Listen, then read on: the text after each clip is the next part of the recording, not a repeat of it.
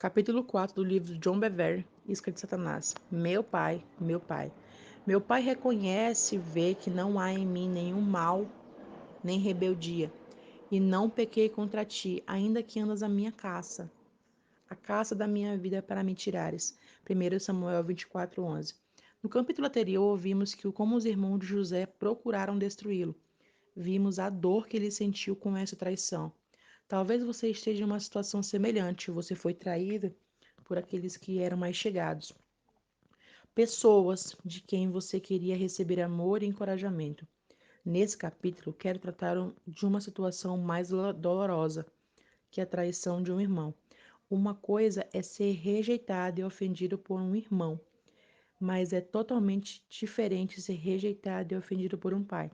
Quando falamos de pais, não me refiro a um pai biológico, mas qualquer líder que Deus coloque sobre nós. Essas são as pessoas que pensamos que nos amariam, nos alimentariam e cuidariam de nós. Uma relação de amor e ódio. Para examinarmos o exemplo de um pai que traiu, vamos ver o relacionamento entre o rei Saul e Davi. Ver 1 Samuel capítulo 16 a 31. Suas vidas se tocaram antes mesmo que eles se encontrassem. Uma vez que Samuel, o profeta de Deus, ungiu Davi para ser o próximo rei de Israel. Davi deve ter ficado paralisado de entusiasmo, pensando: este é o mesmo homem que ungiu Saul, realmente serei rei. No palácio, Saul estava atormentado por um espírito maligno, porque havia desobedecido a Deus, e o seu único alívio vinha quando alguém tocava a harpa. Os servos de Saul começaram a procurar um jovem que pudesse sentar na sua presença e ministrar a ele. Um dos servos do rei sugeriu que a Davi, o filho de Jessé, o rei Saul mandou chamar Davi e pediu-lhes que fosse ao palácio para ministrar a ele. Davi deve ter pensado: Deus já está fazendo com que sua promessa se cumpra através do profeta. Com certeza ganharei o favor do rei. Esta deve ser minha posição inicial.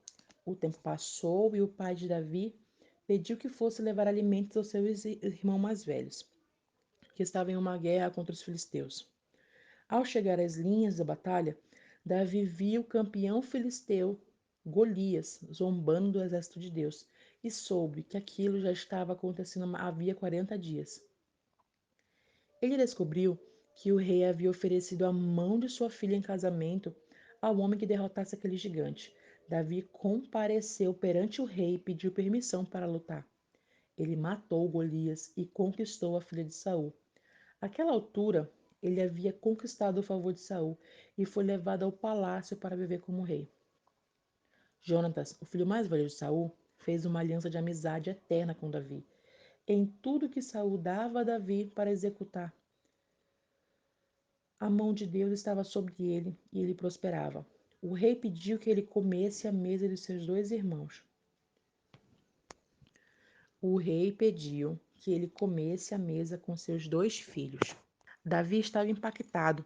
Ele estava vivendo num palácio, comendo na mesa do rei, casado com a filha do rei, amigo de Jonatas e obtendo vitórias em todas as suas campanhas. Ele estava até mesmo conquistando o favor do povo. Ele podia ver a profecia se cumprindo diante dos seus olhos. Saul favorecia Davi sobre todos os seus outros servos. Ele havia se tornado um pai para ele.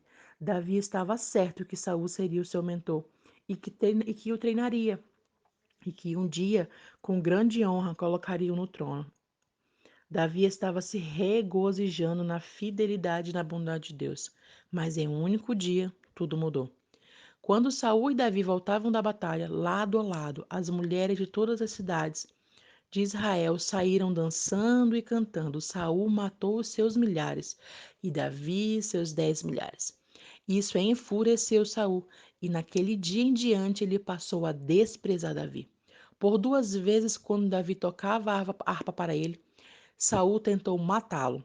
A Bíblia diz que Saul odiava Davi porque ele sabia que Deus era com Davi, mas não era com ele. Davi foi obrigado a fugir para salvar a sua vida. Sem ter outro lugar para ir, ele fugiu para o deserto. O que está acontecendo? Davi se perguntou. A promessa estava se cumprindo e agora está destruída.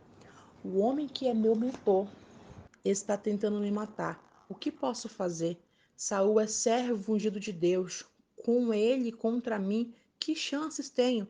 Ele é o rei. O homem de Deus está sobre a nação.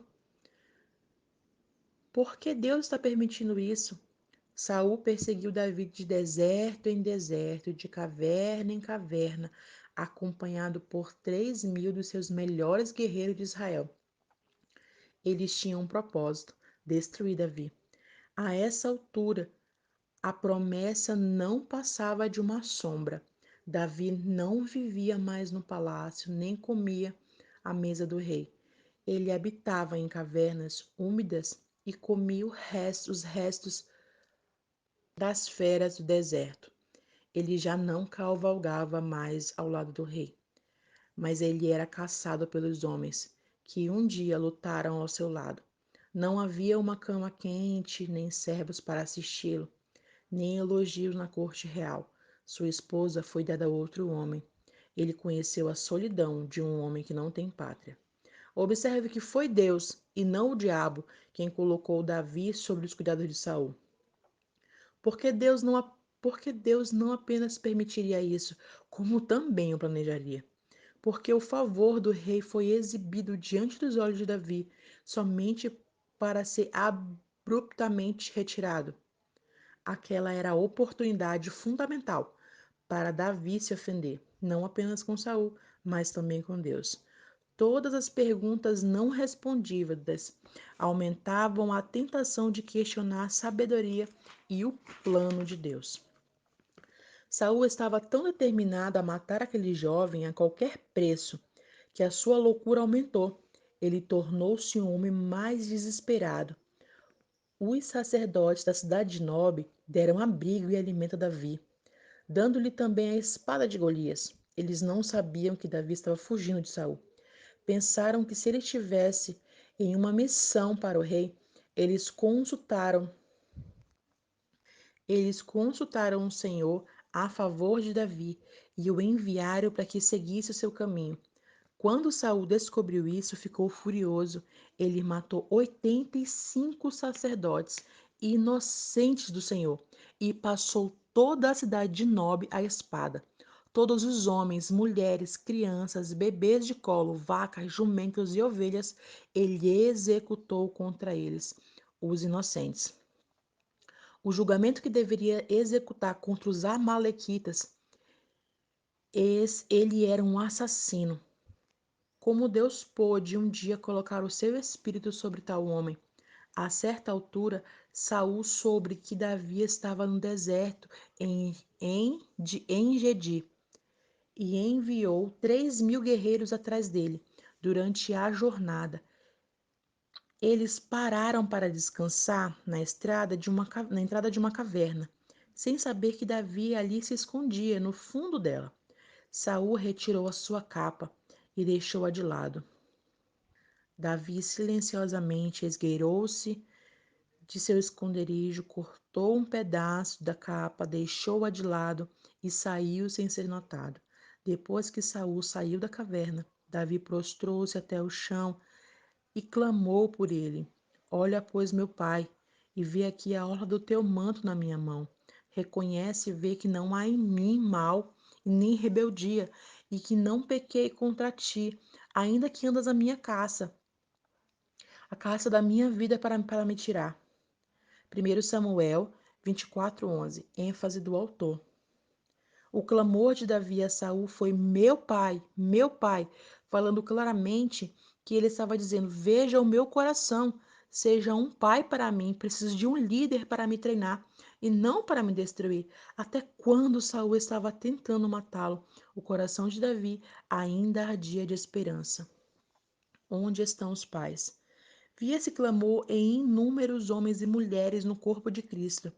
A maioria deles é composta de jovens que têm um forte chamado de Deus sobre suas vidas. Eles clamam por um pai, por um homem para discipulá-los, amá-los, apoiá-los e encorajá-los. É por isso que Deus disse que ele converteria o coração dos pais, líderes, aos filhos, povo. e o coração dos filhos aos pais, para que ele não viesse ferir a terra com maldição. Malaquias 4:6. Acréscimos do autor. Muitos de nossos países perderam seus pais, pais líderes ou ministros, nos anos 40 e 50, que hoje o nosso estado está piorando, não diferentemente de Saul. Muitos líderes em nossos lares, em nossas empresas, em nossas igrejas, estão mais preocupados com os seus objetivos do que com a sua descendência. Por causa dessa atitude, esses líderes veem o povo de Deus como recursos para servir a sua visão, em vez de verem a visão como um veículo para servir ao povo. O sucesso da visão justifica o custo das vidas feridas e das pessoas destruídas. A justiça, a misericórdia, a integridade e o amor são comprometidos em nome do sucesso. As decisões se baseiam em dinheiro, números e resultados. Isto abre a porta para um tratamento como o que Davi recebeu. Afinal, Saul tinha um reino para proteger.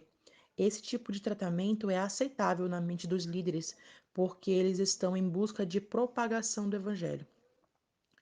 Quantos líderes eliminaram os homens que estavam abaixo deles por causa da desconfiança? Porque esses líderes têm desconfiança, porque eles não estão servindo a Deus. Eles estão servindo a uma visão como Saul. Eles estão inseguros no seu chamado, e isso gera ciúmes e orgulho. Eles reconhecem qualidades nas pessoas que sabem que são de Deus e estão dispostos a usar essas pessoas desde que lhes tragam algum benefício. Saul desfrutou do sucesso de Davi, até que ele o viu como uma ameaça para ele. Então, ele então destituiu Davi e procurava um motivo para destruí-lo. Conversei com inúmeros homens e mulheres jovens que clamavam por alguém que pudesse prestar contas. Eles queriam estar submissos a um líder que o discipulasse. Eles se sentiam isolados e sós, estavam em busca de alguém que fosse um pai para eles. Mas Deus permitiu que eles passassem por rejeição, porque queria fazer com eles o que a Davi havia queria fazer com eles, o que havia feito com Davi. Ouça cuidadosamente o que o Espírito está dizendo. Davi estava preocupado por Saul acreditar que ele era rebelde e mau. Davi deve ter sondado seu coração, dizendo: onde foi que eu errei? Como o coração de Saul se voltou contra mim tão depressa? Foi por isso que ele clamou. Alguns disseram que eu te matasse, porém eu disse não. Apenas cortei a ponta do teu manto para que pudesse saber e ver que não há mal em mim e não há rebelião em mim. 1 Samuel 24:11. Davi pensou que se ele pudesse provar o seu amor por Saul, Saul restauraria o seu favor por ele e a profecia se cumpriria. As pessoas que foram rejeitadas por um pai ou por um líder tendem a colocar a culpa em si mesmas. Elas ficam aprisionadas por pensamentos atormentadores, tipo: o que eu fiz? Meu coração era impuro? Elas às vezes se perguntam: quem voltou o coração do meu líder contra mim? Então elas tentam constantemente provar a sua inocência a seus líderes. Elas acham que se pudessem apenas demonstrar sua lealdade e o seu valor, serão aceitas. Infelizmente, quanto mais elas tentam, mais rejeitada se sente.